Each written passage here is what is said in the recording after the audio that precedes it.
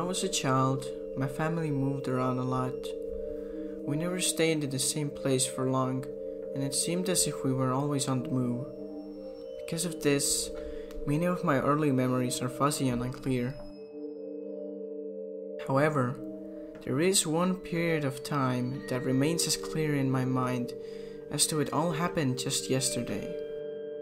I often wonder whether these memories were simply hallucinations caused by the long sickness I experienced that spring, but in my heart, I know they are real.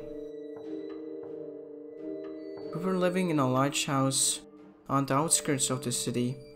As a family of three, we didn't really need such a big home, and there were a number of rooms that we never used during the 5 months we spent there.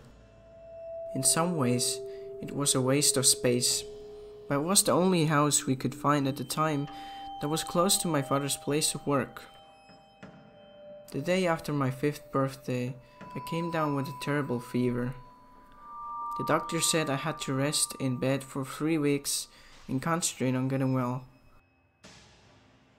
It was a horrible time to be bedridden, as we were getting ready to move and most of my toys were already packed away in boxes.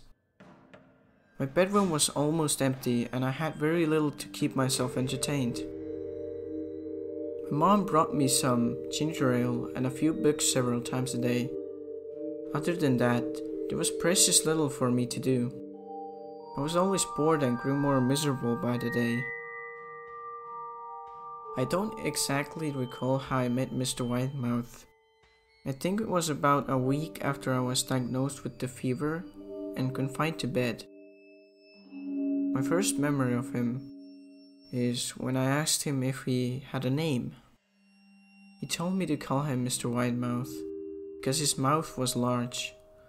In fact, everything about him was large in comparison to his body, his head, his eyes, his crooked ears, but his mouth was by far the largest. You look kind of like a Furby, I said as he flipped through one of my books. Mr. Widemouth stopped and gave me a puzzled look. Furby? What's a Furby? He asked. I shrugged. You know, the toys, the little furry robots with the big ears. You can pet them and feed them, almost like they're real pets. Oh, replied Mr. Widemouth. You don't need one of those. They aren't the same as having a real friend. I remember that Mr. Widemouth seemed to disappear every time my mother stopped by to check in on me. I hide under your bed, he later explained. I don't want your parents to see me, because I'm afraid they won't let us play together anymore. We didn't do much during those first few days. Mr. Widemouth just looked at my books, fascinated by the stories and pictures they contained. The 3rd or 4th morning after I met him, he greeted me with a large smile on his face. I have a new game we can play, he said. We have to wait until after your mother comes to check on you, because she can't see us play it. It's a secret game. My mother came in with a few more books and some soda at the usual time. After she left, Mr. Widemouth slipped out from under the bed and tugged me by the hand. We have to go to the room at the end of the hall, he said. I objected at first because my parents had forbidden me to leave my bed without their permission. Mr. Widemouth persisted until, finally, I gave in. The room at the end of the hall had no furniture or wallpaper. Its only distinguished feature was a window opposite the doorway. Mr. Widemouth darted across the room and gave the window a firm push, flinging it open. Then he beckoned to me and told me to look out at the ground below. We were on the 2nd floor of the house, but it was on a hill, and from this angle the drop was more than 2 floors. I'd like to play pretend up here, Mr. Widemouth explained. I pretend that there is a big, soft trampoline below this window, and I jump. If you pretend hard enough, you bounce back up like a feather. I want you to try. I was a 5-year-old with a high fever, so I wasn't thinking very clearly as I looked down and considered the possibility. "It's a long drop," I said. But that's all part of the fun, He replied. It wouldn't be fun if it was only a short drop. If it were that way, you may as well just bounce on a real trampoline. I toyed with the idea, picturing myself falling through thin air only to bounce back to the window on something unseen by human eyes. But the realist in me prevailed. "Maybe some other time," I said. "I don't know if I have enough imagination. I could get hurt." Mr. Widemouth's face contorted into a snarl, but only for a moment. Anger gave way to disappointment. "If you say so," he sighed. He spent the rest of the day under my bed, quiet as a mouse.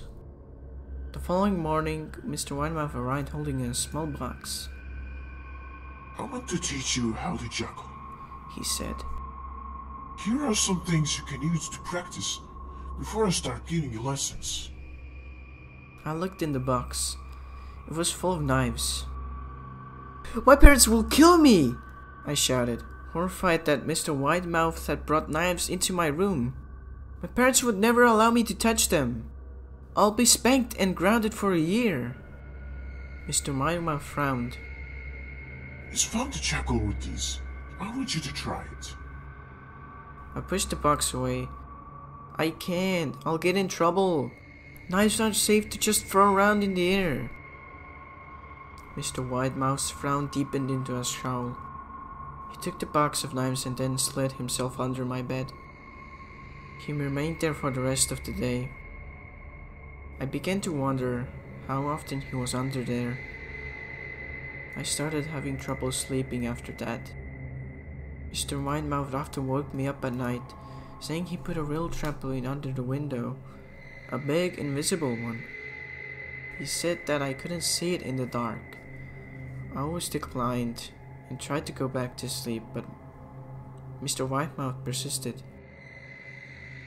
Sometimes he stayed by my side until early in the morning, encouraging me to jump. He wasn't so fun to play with anymore.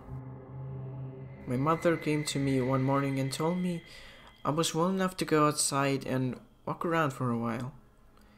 She thought the fresh air would do me some good, especially after being confined to my room for so long.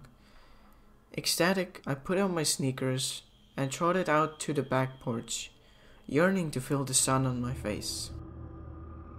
Mr. Widemouth was outside waiting for me. "I have something I want you to see," he said. I must have given him a weird look because he added, "It's safe. I promise." I followed him, and he led me to a trail that ran through the woods behind the house. "This is an important path," he explained. "I've had a lot of friends about your age. When they were ready, I took them down this path to a special place. You aren't ready yet, but one day, I hope to take you there." I returned to the house, wondering what kind of place lay at the end of that trail. 2 weeks after I met Mr. Widemouth, we packed the last of our belongings into a moving truck and were about to set off on the long drive to our new home. I considered telling Mr. Widemouth that I would be leaving, but even at 5 years old, I was beginning to suspect that perhaps his intentions were not to my benefit, despite what he claimed. For this reason, I decided to keep my departure a secret. It was 4 a.m. by the time we were ready to leave. My mother helped me into the truck and my father was sitting behind the wheel. I placed my head against the window, hoping to get some sleep before the sun came up. As we backed out of the driveway, I looked up and saw Mr. Widemouth's silhouette in my bedroom window. He stood there, motionless, until the truck was about to turn onto the main road. He gave a pitiful little wave goodbye, a steak knife in his other hand. I didn't wave back. Years later, I was passing through the area and decided to return and pay a visit to that house. I found that the piece of land our house had stood on was empty, except for the foundation. The house had burned down a few years after we left. Out of curiosity, I followed the trail that Mr. Widemouth had shown me. A part of me expected him to jump out from behind a tree and scare the living daylights out of me. But I felt that Mr. Widemouth was gone, somehow tied to the house that no longer existed. The trail ended up at a small cemetery. I noticed that many of the tombstones belonged to children.